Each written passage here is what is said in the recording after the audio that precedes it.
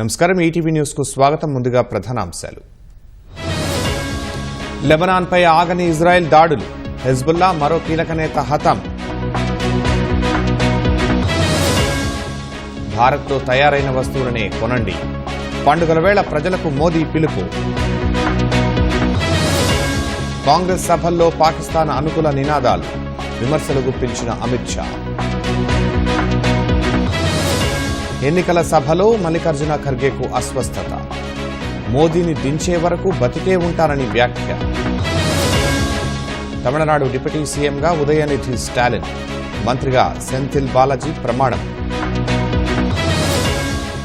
నేపాల్లో వరద బీభత్సం, 148కి చేరిన మృతుల సంఖ్య. అమెరికా రాష్ట్రాలను వణికించిన హెలీన్ తుపాను, భారీగా ఆస్తి ప్రాణ నష్టం.